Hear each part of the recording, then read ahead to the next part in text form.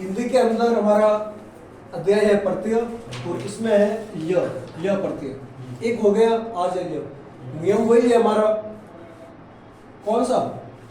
मूल शब्द आपका जो होगा उसके बाद में प्रत्यय लगेगा पीछे, और प्रत्यय अगर पीछे एक लगता था पहले, तब अगला अक्षर अ या आ में बदलता है, ई ए आई में बदलता है, और उ आओ में। वो क्या वो वापस इसमें भी उसका ये एक ही नियम था, आ आई या औ, पहला अक्षर बदलेगा। इसके दो नियम है। ये प्रत्यय कौन सा है? य। इसके दो नियम। इसका पहला नियम क्या है? पहला नियम ये है कि अगला अक्षर जिसके भी पीछे य लगता है, प्रॉपर य के लिए अगला अक्षर अ या आ है तो वो आ में होगा परिवर्तन, या ई ए आई है। इन चारों में से कोई एक है अगला अक्षर तो वो बदलेगा आई में। और उ औ है तो उ औ में। उ औ है तो किस में बदलेगा पहला अक्षर? औ में। ठीक है, ये इसका पहला नियम है। और इसका दूसरा नियम है, ये तो पहला है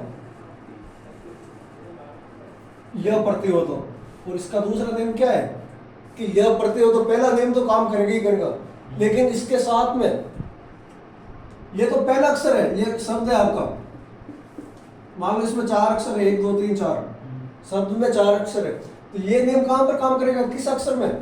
यहाँ पर। ये सारे नियम किस पर काम करेंगे? पहले अक्षर में, है ना? पहला अक्षर क्या होना चाहिए? पहला अक्षर बदलेगा, आ में बदलेगा ये शर्त होगी तो, आई में बदलेगा ये होंगे तो, औ में बदलेगा ये होंगे तो शुरुआत में। ये पहला नियम है। इसका दूसरा नियम है कि लास्ट वाला अक्षर कौन सा? ये वाला अंतिम अक्षर मूल शब्द का लास्ट वाला अक्षर इसके ऊपर भी प्रभाव होगा, और ये क्या होगा कि ये जो अक्षर है वो आधा हो जाएगा। क्या हो जाएगा? आधा। ये इसके दो नियम है। वापस सुनो एक बार नियम। मूल शब्द का पहला अक्षर, चाहे मूल शब्द हो चाहे उपसर्ग लगा हुआ हो, आपको तो बदलना है पहले अक्षर को। पहला अक्षर है, चाहे उपसर्ग लगा हुआ है तो भी पहला अक्षर है, और उपसर्ग नहीं है सीधा मूल शब्द है तो भी पहला अक्षर। आ में, आई में या औ में बदलेंगे, ये सारे होंगे पहला अक्षर तो। और दूसरा नियम है इसका जो शब्द का जो लास्ट वाला अक्षर है उसको आपको आधा कर लेना है। ये दो नियम है इसके। ठीक है,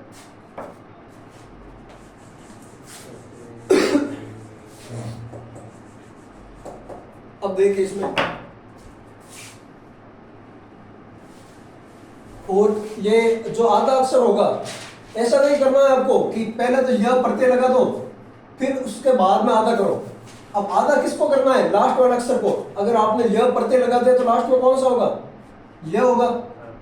तो यह को आधा नहीं करना है कि ये लो सर, पहले मूल शब्द के लास्ट वाले मूल यह प्रत्यय लगने से पहले जो अक्षर आधा होता है उसको आधा करना है, उसके बाद में प्रत्यय लगेगा यह। जैसे एक प्रत्यय लगता है तो एक प्रत्यय से पहला अक्षर जो भी है वो तो वही रहेगा, लेकिन उसमें ई की मात्रा लगेगी और कल होगा। इसी प्रकार से आपको ये भी करना है। ठीक है, हाँ एग्जाम देखो, सबसे बड़ी चीज होती है एग्जाम्पल, उदाहरण। एग्जाम्पल देते ही आपकी चीजें समझ में आ जाती है। ठीक है, तो ये अब इसके एग्जाम्पल देखो आप।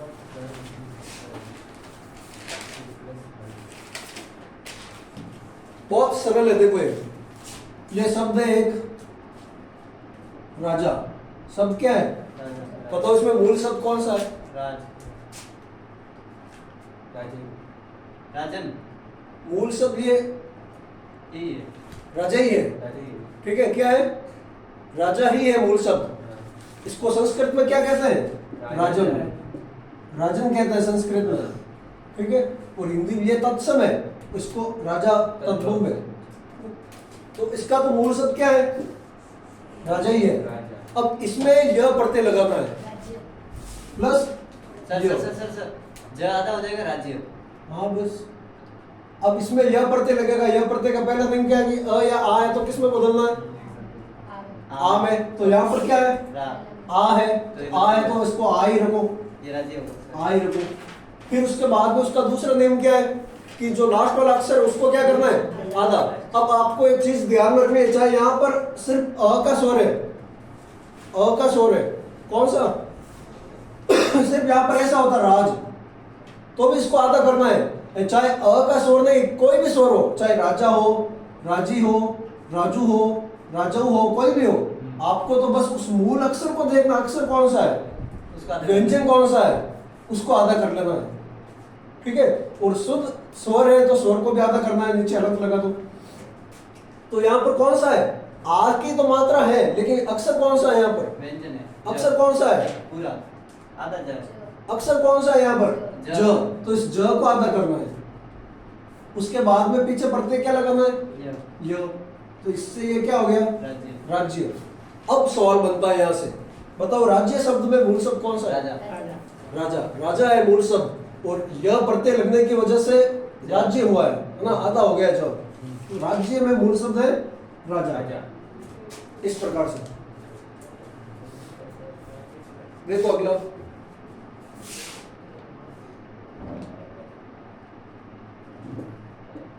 पंडित शब्द क्या है, पंडित। अब इसमें यह प्रत्यय लगेगा प्लस यह। करो इसको, कैसे करोगे, पांडे। यहां पर क्या होगा, सर। सोचो, पांडित्य। पांडित्य, वेरी गुड। यहाँ पर क्या होगा, देखो एक एक अक्षर को लो आप आराम से। सबसे पहले क्या है, प है, मतलब प में कौन सी मात्रा है, और आ का नियम तो पांडित्य। प। यहाँ पर देखो सबसे पहले क्या है, प। प। प में किसका स्वर है, अ अ का। तो अ है तो आपको क्या करना है, आ। तो ये रहा प, इसके ऊपर आ की मात्रा कैसे लगेगी, ऐसे प। अब जिसका है वैसा का वैसा कर दो, अंत वाले अक्षर को आधा करना सीधा। अंत में क्या है, तो अब इसको आधा करना है, त को, ये तो प्रत्यय क्या लगाना है, ये शब्द क्या हो गया, पांडित्य।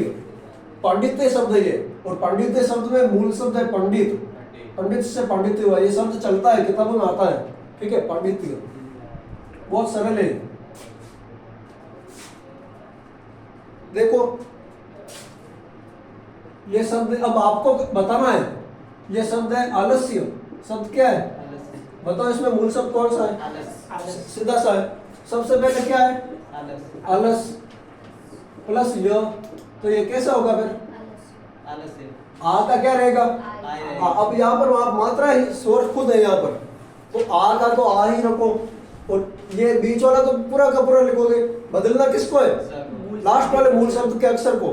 ठीक है, तो ल का ल, और लास्ट में कौन सा है, स को आधा कर दो, और प्रत्यय कौन से लगाना है, ये शब्द हो गया आलस्य। आलस्य में मूल शब्द है आलस, आलस से बना है ये शब्द। अब आप करो, आप करिए अब चौथा,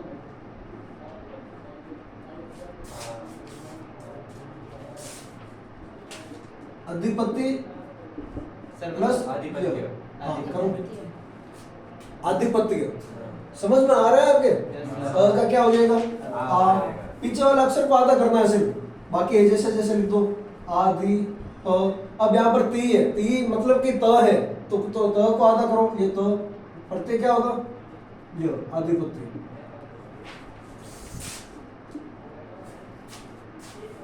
देखो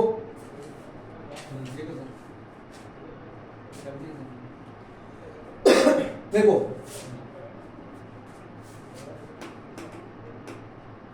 ये शब्द है, ये अलग है, इसमें अ नहीं है, उ है। ठीक है,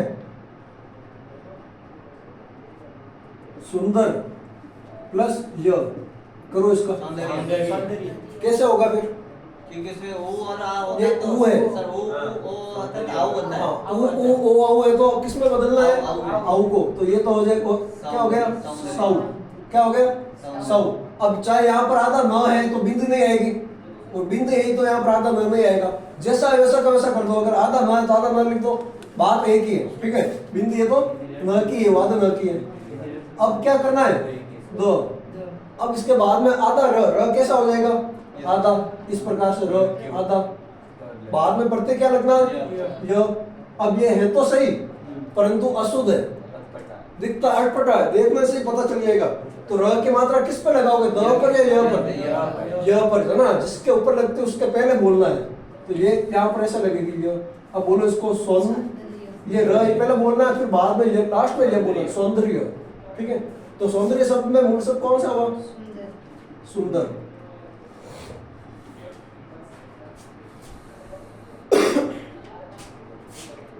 अब देखो बहुत अच्छा सवाल बनता है यहां पर।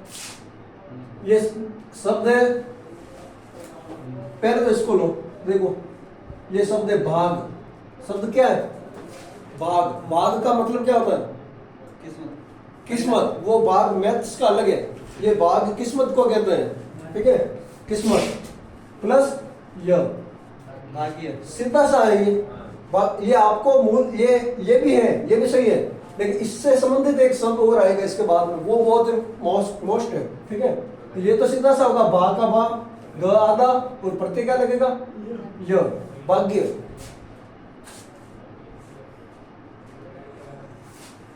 अब देखो ये शब्द है सौभाग्य। शब्द क्या है? सौभाग्य। सौभाग्य।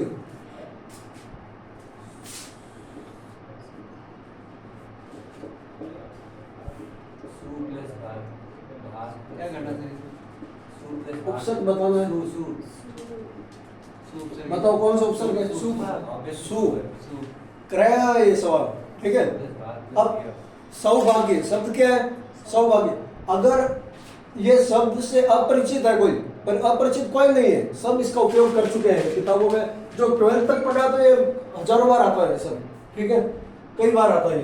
तो इसमें उपसर्ग अगर पूछे तो उसकी नजर बच्चे की कहाँ जाएगी? सीधी आगे। और आगे की अगले अक्षर उपसर्ग आगे ही लगते हैं, आगे लगता है तो फिर इतना ही सीखा कि उपसर्ग आगे लगते हैं। ये नियम नहीं पता है, इसमें प्रत्यय काम कर रहा है। प्रत्यय जिसको नहीं आते हैं वो उपसर्ग गलत कर लेगा यहाँ पर, ठीक है। तो जिसको प्रत्यय नहीं आता है वो गलत करेगा, वो भी अच्छे से।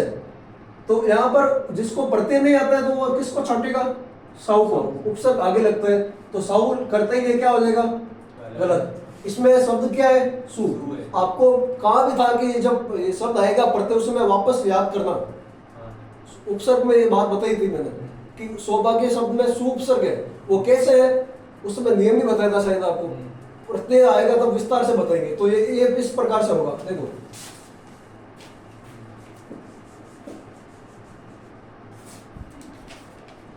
ये शब्द क्या हो गया?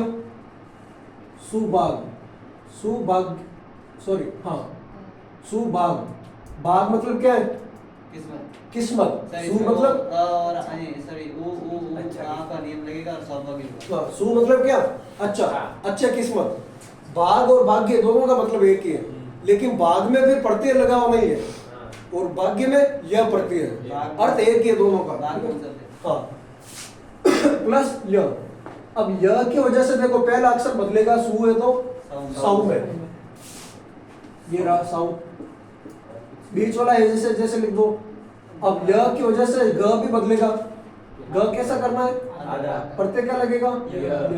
ये हो गया शब्द सौभाग्य। हाँ, इसको अच्छे से देखना आप। सौभाग्य में उपसर्ग है सु, मूल शब्द है भाग और प्रत्यय है य। तीनों ही है इसमें, उपसर्ग भी है, मूल शब्द भी है, प्रत्यय भी है।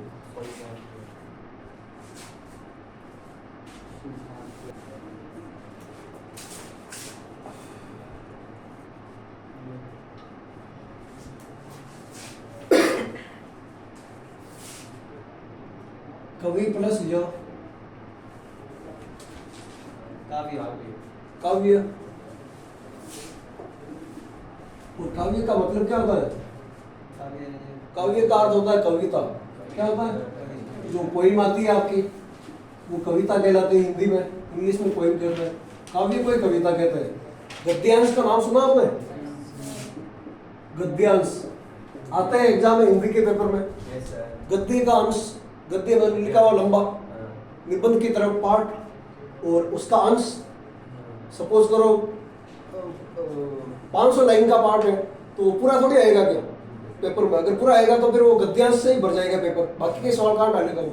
तो उसका अंश देता है, अंश मतलब हिस्सा, है ना, 10-12 लाइन देगा उसका। तो गद्य का अंश, गद्य मतलब पार्ट, निबंध, पार्ट का अंश, निबंध का अंश, वो कहलाता है गद्यांश।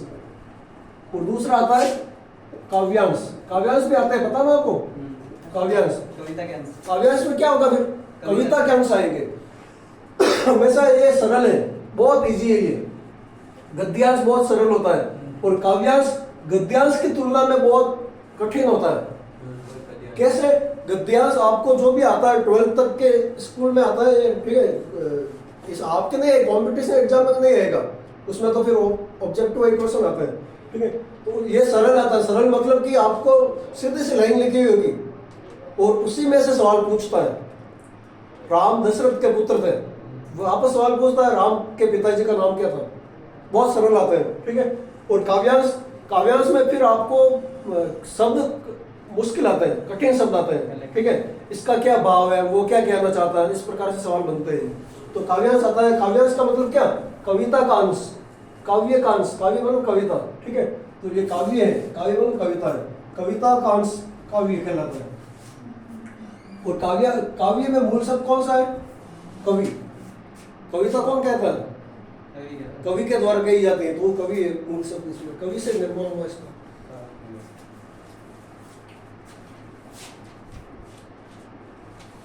महात्मा प्लस य, महात्मा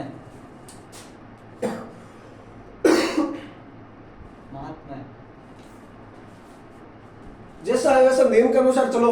पहला क्या है? माँ है, तो माँ को क्या कर दो? माँ।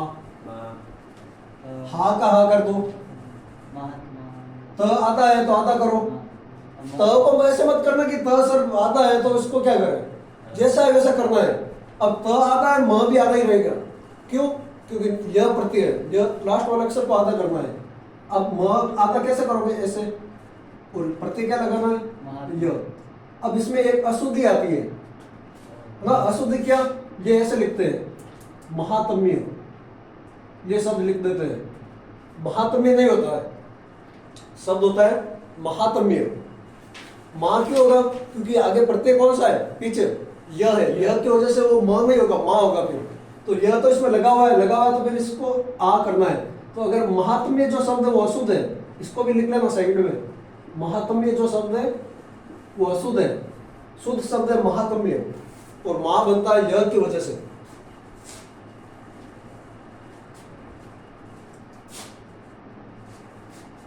शब्द है माधुर्य, माधुर्य में उपसर्ग का है, सॉरी मूल शब्द कौन सा है? मधुर, ठीक है,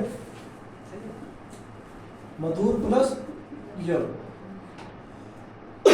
मूल शब्द निकालने का सीधा सा लॉजिक है, आपका काम करेगा माइंड। कॉमन सेंस कितना है आपको? आप में शब्द को पढ़ो और उसके बारे में सोचो कि किस शब्द से उसका निर्माण हुआ है ना, किस शब्द से वो बना है वो शब्द, वही उसका मूल शब्द कहलाता है। मधुर प्लस य, म का क्या होगा? माँ, धू का धू, र का र, और पीछे बढ़ते क्या लगाना? य। अब इसमें एक चेंज करना है, कैसे करना है? र को कहाँ लगाना है? ये एक ही बात है, चाहे ऐसे लिखो तो भी सही है, वो भी ये भी सही है, लेकिन फिर वो ऐसे लिखोगे तो अटपटा होगा। र पूरा आधा करोगे तो मात्रा लगेगी र की। माधुर्य, माधुर्य में मूल शब्द है मधुर।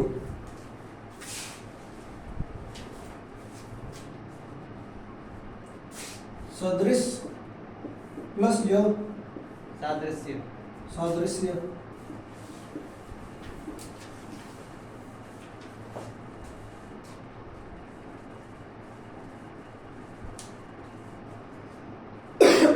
अब ये देखो,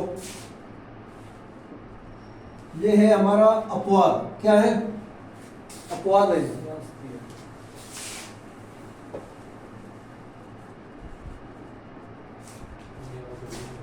हाँ, स्वस्थ प्लस य, स्वास्थ्य। अब इसमें नियम के अनुसार चले तो कैसे होगा? ये स क्या होगा? ई है तो ये आई होगा, ये आधा, ये स है आधा है, तो ई ई ए आई आई होता है, तो यहाँ पर होगा आई, और वह पूरा, स आधा, थ आधा, और य। नियम के अनुसार चले तो ये होगा। अब ये शब्द होता है क्या? ये होता ही नहीं है, ठीक है। होता क्या है? ये होता है स्वास्थ्य, स्वास्थ्य होता है, ये सही है। अब नियम के हिसाब से चलोगे तो ये होगा, और ये होता ही नहीं है, होता ये है, तो फिर ये होता ये है, नियम के खिलाफ जा रहा है। नियम के खिलाफ कैसे? नियम नहीं लग रहा है इसमें। हाँ, पहली बात तो इसमें जो स है वो आई नहीं हो रही है, स का सही है, जैसा है वैसा का वैसा है। और बीच में नियम यहाँ पर क्या है, दूसरा अक्षर व है, उसको ये डबल कर रहा है आ, इसके ऊपर प्रभाव हो रहा है वाह। स्वस्थ स्वास्थ्य बदलना किसको चाहिए, इसको बदल कौन रहा है, ये, बाकी का सही है, ठीक है। तो ये अपवाद है, क्या है, अपवाद। और ये सही भी है, ये गलत नहीं है, ऐसे यही चलता है सब, ये सही भी है, नियम के विरुद्ध भी है, फिर भी सही है, तो ये अपवाद है।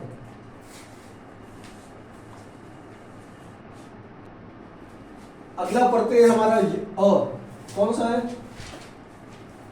अ। अब अ में भी नियम वही है, अगला अक्षर अ आ है तो आ, ई ए आई है तो आई, ओ औ है तो औ। लेकिन इसका दूसरा भी नियम है, वो क्या कहलाएगा, अगर शब्द, ये जो हमारा शब्द है प्रॉपर, इस शब्द का पहला अक्षर तो बदलेगा ही बदलेगा, ठीक है, आ में, आई में, आऊ में। लेकिन इसका आ जो अंत वाला अक्षर है, अंत वाले अक्षर पर अगर ऊ की मात्रा है, किसकी मात्रा है, ऊ की, मतलब ऊ की मात्रा है, ऐसी मात्रा है ऊ की, तो उसको बदलना है आपको आधे व में, व में। और व कैसा, शुद्ध व्यंजन आधा, उसमें बदलना है इसको, ऊ की मात्रा को। और जिस अक्षर पर है उसको तो लिखना है ये पूरा, मान लो ऐसे है तो इसको कैसे करोगे, ये ऐसे, ऐसे करोगे, ठीक है, इस प्रकार से करना है। सब में कहीं पे भी आ जाए तो नहीं, लास्ट में सिर्फ ऊ होगा तो ही बदलेगा व में। सपोज करो ऐसे आ गया स, लास्ट में ये आ गया, तो अगले अक्षर को तो बदलना है ही है, लेकिन लास्ट में अगर स है तो स का स ही रहने देना।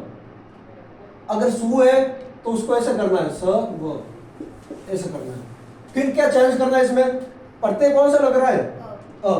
अब प्लस अ, अब अ की मात्रा इसमें कैसे जाएगी, पूरी जाएगी, तो ये अब क्या बदलाव होगा इसमें, गलत हट जाएगा, ये व के नीचे से क्या हटेगा, हलन। बस इस प्रकार से करना है, ठीक है। जैसे ये मुंह है, म का तो म रहेगा और वो आधा रहेगा। अब इसमें अ प्रत्यय लगेगा तो अ की वजह से हलन यहाँ से हटेगा, तो वह बन जाएगा, ठीक है, इस प्रकार से। try this condition.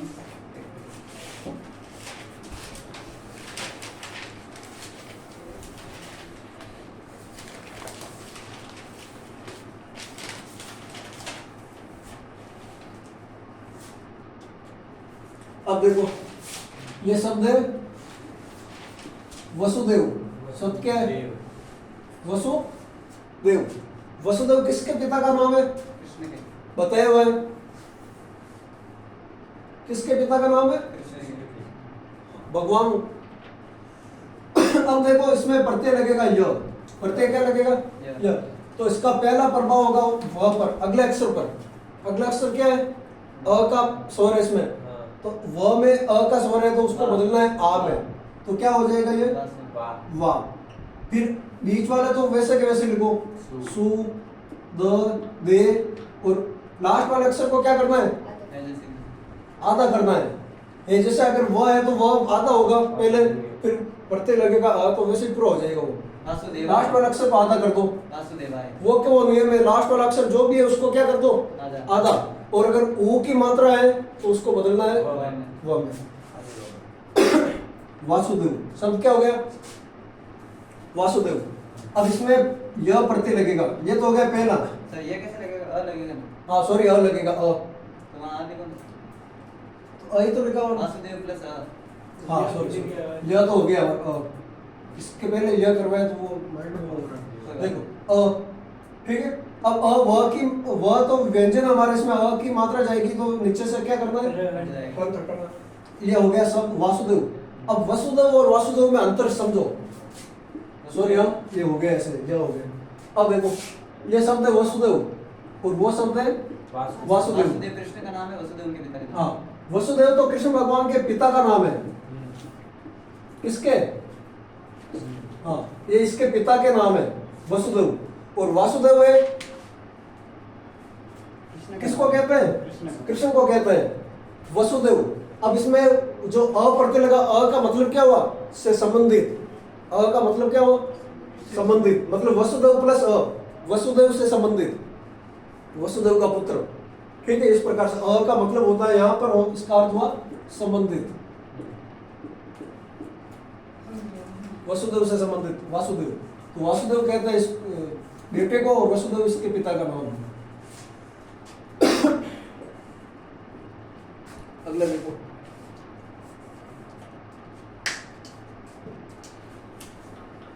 ये देखो, ये शब्द आया यदु।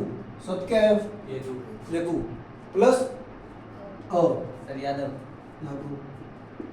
अब अ की वजह से पहले को बदलना है, पहला ये य का क्या होगा? या।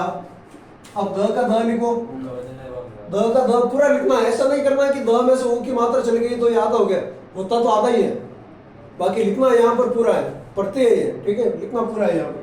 तो द का ध रहा, और ऊ की मात्रा को किस में बदलना है? व में, आधे व में, ये आधा हुआ। अब इसमें अ की मात्रा को डालनी है, तो नीचे से क्या हटा? अलग। तो ये शब्द क्या हो गया? यादव। यादव में मूल शब्द है यदु। समझो इधर, ये जो यदु है, और इससे ये शब्द हुआ यादव। यदु का मतलब क्या है? यदु तो प्रॉपर किसी व्यक्ति का नाम था, किसी का नाम था, और यदु से संबंधित पूरा वंश हो गया है, उसके जो पुत्र थे उसके वापस पुत्र, उसके वंश वही उसके पुत्र, तो यादव वंश कहलाया पूरा। यादव में प्रॉपर सबसे पहला जो राजा था उसका नाम क्या था? यदु। अब यदु की जो संतान हुई, उसका पूरा वंश हुआ, पीढ़ी हुई उसकी, वो यादव कहलाई। तो यादव से, यादव में मूल शब्द है यदु। ठीक है, जैसे देखो एक शब्द और देखो, ये आपके समझ में आया? तो ऐसा का ऐसा एक और है। सबसे पहले एक राजा हुआ रघु। शब्द क्या हुआ? राजा हुआ रघु, रघु नाम का राजा हुआ। अब रघु नाम के राजा की जो संतान हुई, उसके जो पुत्र हुए, उसके जो वंशज हुए, वो राघु कहलाए। क्या कहलाए? राघु। और भगवान श्री जो राम है, उनका वंशज है। हाँ, राम, वो किसका वंशज है? महाराज रघु के वंशज है। रघु सबसे पहला राजा हुआ था, उनके वंशज में उनके पूर्वज रघु। अब रघु की वजह से वो राम को भी राघु कहते हैं, राम को राघु कहते हैं। राम का नाम है राघु, राघु राम को भी कहते हैं। नाम तो राम है लेकिन उसको कहते हैं राघु। क्यों कहते हैं? क्योंकि ये किस राघु, राम किसके वंशज है? रघु के, इसलिए राम को रघु भी कहते हैं। रघुपति राघु, राजा राम। ठीक है, तो राघु कहते हैं राम को, तो राम को क्यों कहते हैं? क्योंकि रघु का वंशज है। तो रघु में भी अप्रत्यय है। क्या हुआ? रघु प्लस अ, र का क्या हो गया? रा। रघु प्लस य। सही सर। र का क्या हो गया? रा हो जाता है। अब ये क्या है? ग। अब इसके ऊपर वो की मात्रा है, तो वो की मात्रा को किस में बदलना है?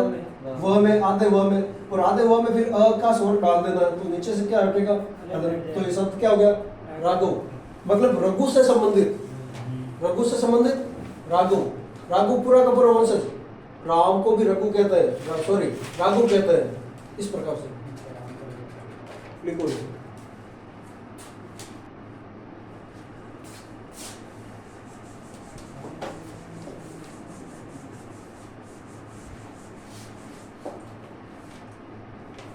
से संबंधित, इसका अर्थ है इसमें। ठीक है, अब देखो ये शब्द है पांडु। शब्द क्या है? पांडु प्लस य, सॉरी दिमाग क्या कर रहा है? प्रत्यय लगाना है इसमें। तो ये अगला अक्षर क्या है? पा है, तो पा का क्या रहेगा? पा ही रहेगा, और बीच में जैसा वैसा का वैसा लिख दो। और लास्ट में क्या है? ऊ की मात्रा इसके ऊपर, ड के ऊपर, तो ड को लिख दो पूरा, और ऊ की मात्रा को किस में बदलना है? व में, आधे व में, फिर उसमें से हलन हटाना है, अ लगेगा तब। तो ये शब्द क्या हो गया? पांडु। अब समझो इसको, ये वो क्या हुआ? रघु राम है, राघु है, जैसे कि जैसे सबसे पहले ये शब्द क्या है? पांडु। पांडु नाम है उसका, व्यक्ति का। ठीक है, अब वो राजा है वो अलग बात है तो व्यक्ति, उस व्यक्ति का नाम क्या है? पांडु। अब पांडु से संबंधित क्या हो गए? पांडु। तो पांडु तो कहता है उसके 5 पांडवों के पिता को, भीम, अर्जुन, युधिष्ठिर, सहदेव, नकुल, ये 5 पांडव है। उनके 5 पांडवों के पिता का नाम था पांडु। और इन पांचों को क्या कहते हैं? पांडव कहते हैं। अब हम बोलचाल में अशुद्ध उपयोग करते हैं, हम कहते हैं, हम इनको ही पांडु कह देते हैं। ये जो भीम, अर्जुन, नकुल, सहदेव है ना, ये 5 है, इनको ही हम पांडु कह देते हैं। वो पांडु नहीं है, पांडु तो उसके पिता थे। हम कहते हैं 5 पांडु थे, 5 पांडु नहीं थे, 5 पांडव थे। पांडु तो उसके पिता थे, पांडु सिर्फ एक ही था, पांडु 5 नहीं थे, पांडु सिर्फ एक ही था। और पांडु में जब अ प्रत्यय लगा तो वो बदल गया व में, और आधे व में बदला तो व हो गया पूरा, तो वो हो गया पांडव शब्द। तो 5 पांडव थे, पांडु सिर्फ एक ही था। ये अशुद्धि है, थोड़ी ध्यान रखना इसमें। पांडव है वो शब्द, इसके बेटे पांडव कहलाते हैं, मतलब पांडु से संबंधित, पांडु से संबंधित उसके बेटे, पांडु से संबंधित उसके बेटे पांडव। ये नकुल, भीम जो भी है, उसमें सबसे बड़ी उम्र का था युधिष्ठिर, जिसको राजा बनाया गया लास्ट में, ठीक है। तो ये इस प्रकार से ये पांडव है 5।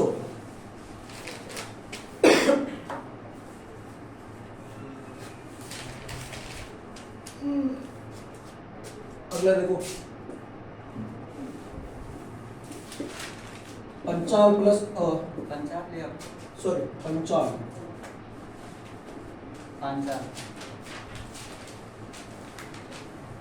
पंचाल प्लस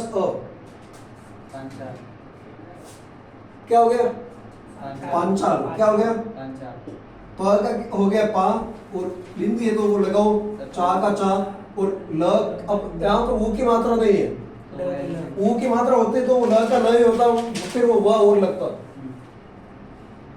ल यहाँ पर है, ल को क्या करना है? आधा करना है। क्या करना है ना? ल को आधा भी करना है इसमें। ये रहा ल आधा। अब इसमें व पूरा कब होगा? जब इसमें अ जाएगा, तो अ जाएगा तो हलन हटेगा वापस, तो ये शब्द क्या हो गया? पांचाल। अब इसको भी समझो, पंचाल जो है वो क्या है? नरेश है, जिनकी पुत्री थी द्रौपदी। हाँ, एक राजा है पंचाल नाम का, पंचाल नाम का राजा है, हुआ पहले, है नहीं था, पंचाल नाम का राजा था, ठीक है। अब पंचाल प्लस अ बराबर पांचाल। ये जो पांचाल है वो उसका जो उसकी जहां जहां तक सीमा है, उसका जहां जहां तक अधिकार है, राज्य है उसका, वो उसके राज्य का नाम था पांचाल। पंचाल, पांचाल, तो पांचाल मतलब उसके देश का नाम है पांचाल, इसलिए इसको क्या कहते थे? पांचाल नरेश। महाभारत में है ये पंचाल, नाम तो उसका है पंचाल ये, और उसका राज्य कहलाता है पांचाल, मतलब पंचाल से संबंधित पांचाल, भरत से संबंधित भारत, है ना। भरत एक राजा हुआ जिसका राज्य का नाम था भारत, जिसमें हम रहते हैं, अब देश हो गया हमारा, तो भरत राजा था इसका। तो भरत से संबंधित भारत, पंचाल से संबंधित पांचाल। फिर उसकी पुत्री हुई, उसका नाम, उसको क्या कहते थे? पांचाली। अब इसका मतलब ये पंचाल से संबंधित पांचाली। जो 5 पांडव था ना ये पहले, इनकी पत्नी थी ये, 5 पांडवों की एक पत्नी पांचाली, जिसका शुद्ध नाम क्या था? द्रौपदी, ये नाम था उसका। और ये भगवान कृष्ण की बहन भी थी, याद रखना इसको, सखी नहीं, हाँ, राकेट डोरा क्या हुआ था ये ठीक है। तो ये द्रौपदी उसकी बहन भी थी, और उसने राखी बांधी कृष्ण को। कब? द्रौपदी राखी नहीं बांधी, एक बार किसी का वध किया कृष्ण ने, तो सुदर्शन की वजह से उनके हाथों पर क्या आ गया? लहू आ गया। लहू मतलब रक्त आ गया, ठीक है। तो उसकी वजह से चोट आई, तो द्रौपदी पास में थी, तो उसने क्या किया? अपना दुपट्टा, हाँ, छोटा सा पल्लू फाड़ कर उसकी अंगुली पर बांधा, तो वो हो गया, उसने बयान मान लिया कि राखी है ये मेरे लिए, ठीक है, राखी के बराबर है। तो वापस जब पांचाली का चीर हरण हुआ तब उसी को खोला था। किसको? उस जो पल्लू बांधे हुए थे ना अंगुली पे, उस पल्लू को खोला, और वो साड़ी के रूप में, साड़ी का ही पल्लू था वो, उसकी वजह से वो साड़ी क्या हुई? वहां पर लंबी हुई, और वो दुशासन नाम का था उसका भाई दुर्योधन का, वो खींचता रहा, पर वो पूरा नहीं हुआ। साड़ी उतरी नहीं पूरी, तो वो साड़ी वो वाला काम हुआ वहां पर। तो द्रौपदी किसकी बहन हुई? कृष्ण की, ठीक है। और द्रौपदी पुत्री किसकी थी? पंचाल की। पंचाल से संबंधित पांचाली, और पांचाली का नाम था द्रौपदी। पांचाली तो उसको देश पिता के नाम की वजह से नाम हुआ उसका से संबंधित, और उसका राज्य कहलाया है पांचाल। तो ये है पंचाल प्लस बराबर पांचाल। तो ये तो हो गया आपके मुख्य प्रत्यय। एक मुख्य प्रत्यय में कौन कौन से हैं? इक, य और अ, ये तीनों ही मोस्ट है। और इक में तो एक प्रभाव करता है सिर्फ पहले अक्षर पर, ठीक है। और इन दोनों का प्रभाव होता है पहले अक्षर पर भी होगा और लास्ट वाले अक्षर पर भी होगा। दो प्रभाव होते हैं इसके, य और अ के। तो ये तो है, इसको आप अच्छे से देख लेना एक बार। बाकी कुछ प्रत्यय ऐसे आएंगे बिल्कुल ही सरल, जो आप हर कोई कर लेगा, ठीक है। जैसे एक प्रत्यय होता है ता। प्रत्यय कौन सा होता है? ता। अब देखो इसमें ये बहुत ही सरल है। जैसे ये शब्द आ गया उदारता, बताओ इसमें कौन सा प्रत्यय है? ता। प्रत्यय कौन सा है? ता। मूल शब्द कौन सा है? उदार। उदार प्लस ता। जैसे लघुता, ता प्रत्यय है, मूल शब्द लघु है, बहुत ही सरल है ये। जैसे सरलता, ता प्रत्यय मूल शब्द सरल। जैसे मित्रता, ता प्रत्यय मूल शब्द मित्र। श्रेष्ठ, ता श्रेष्ठ मूल शब्द है, ता प्रत्यय। तो ता प्रत्यय ऐसे प्रत्यय आएंगे जो बहुत ही सरल होंगे। उसमें क्या है कि जैसा दिखता है वैसा का वैसा है, बाकी उसके अलावा जो आगे लगे हुए वो पूरे शब्द क्या है? मूल शब्द है। मतलब ये ता दिखता है तो ता प्रत्यय है, बाकी अगले सारे मूल शब्द है वो पूरा। जैसे एक प्रत्यय है तव, आधा त और व, तव। हाँ, गुरुत्व, गुरु प्लस तव, गुरुत्व। और गुरु ऐसे लिखते हैं, हमेशा याद रखना। गुरु र में मात्रा कैसी होती है? छोटी। र में मात्रा कैसी होती है? गुरु शब्द में गुरु का अर्थ क्या होता है? गुरु का अर्थ तो होता है ये, लेकिन गुरु लिखते हैं छोटी ऊ से, लिखते हैं छोटे से, लेकिन अर्थ होता है इसका हाँ ये अलग अलग। देखो गुरुत्व, व्यक्तित्व, व्यक्तित्व, व्यक्ति प्लस त्व, ठीक है। जैसे एक प्रत्यय होता है क्या? अब शब्द कैसे बनेंगे? अपनापन, हाँ, बचपन, ठीक है। ये इस प्रकार से। अब देखो और रंग भी आ सकता है।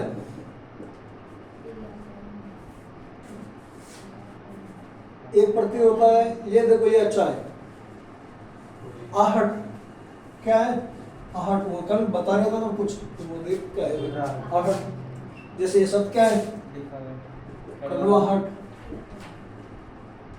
अब अगर इसका सही शुद्ध करें तो ये शब्द क्या होगा? कड़वो प्लस आहट, ऐसे होगा, ठीक है। बाकी इसमें फिर आपको आहट बाहर निकालना है तो फिर वह कैसा रहेगा? आधा, ठीक है। तो इस प्रकार से मूल शब्द ये है और प्रत्यय है आहट, तो इसमें आहट प्रत्यय है। गर्माहट, मिलावट, लिखावट, इन सारे के सारे शब्दों में आहट प्रत्यय है। गर्माहट, लिखावट, मिलावट, जो भी हो। एक प्रत्यय होता है एरा। एरा में ये देखो एरा बगली एरा ना, ये एरा हो गया, ये एरा ऐसा है। जैसे ममेरा, चचेरा, ठीक है। चचेरा, ममेरा, मम प्लस एरा ममेरा, चच प्लस एरा चचेरा। तो इसमें आपको मूल शब्द नहीं पूछा जाएंगे, इसमें सीधा एरा पढ़ते हैं। मूल शब्द फिर भी निकालना है तो निकलेगा कैसे? ऐसे, चच प्लस एरा। और ए की मात्रा कितनी होती है? एक, तो ये होगी चच, इसके ऊपर मात्रा लगेगी एक, चचेरा। तो इसमें आपको शुरू में एक बात बताओ, इसमें जो मूल शब्द होते हैं उसका कोई अर्थ नहीं होगा। किसमें? प्रत्यय में। जैसे मूल शब्द का अर्थ होता है, लेकिन स्वर शुरू में क्या बताया?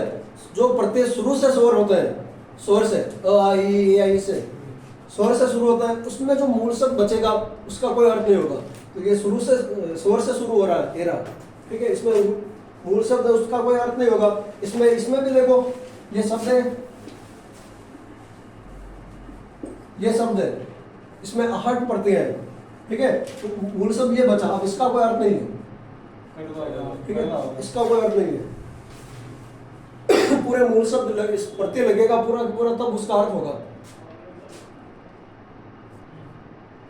एक प्रत्यय होता आर, हाँ ये आर, आर, ये आर नहीं है, ये आर।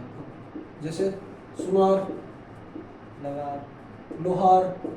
अब इसमें मूल शब्द का ध्यान रखना हल्का सा। सुनार में मूल शब्द कौन सा है?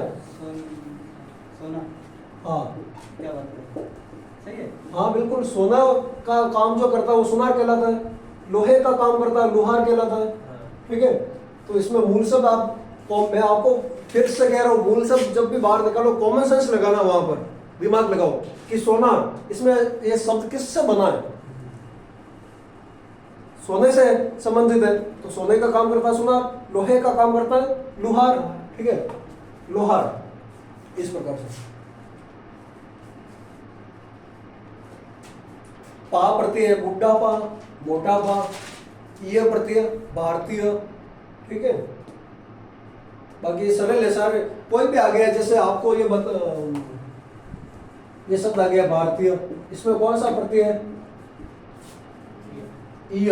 अब ई कैसे होगी इसमें? बड़ी, ठीक है। मूल शब्द है भारत, भारत प्लस ईय, भारतीय। और इसमें भी मूल शब्द बाहर निकालोगे तो भारत ऐसे लिखा जाएगा, भारत, और इसका कोई अर्थ नहीं होता है, ठीक है, अर्थ होता है इसका। लेकिन इसमें आते तो में फिर ई की मात्रा जाएगी, तब वो ऐसे होगा भारत और ईय भारतीय। ये प्रत्यय क्योंकि स्वर से शुरू हो रहा है, तो स्वर से शुरू होगा तो फिर मूल शब्द का कोई अर्थ नहीं होगा, ठीक है। ये बहुत ही सरल है, देख लो। मिठास, मीठा प्लस मिठ प्लस आस, मिठास। खटास, खट प्लस आस, खटास। तो उसमें मूल शब्द का अर्थ नहीं होगा, बस सरल है।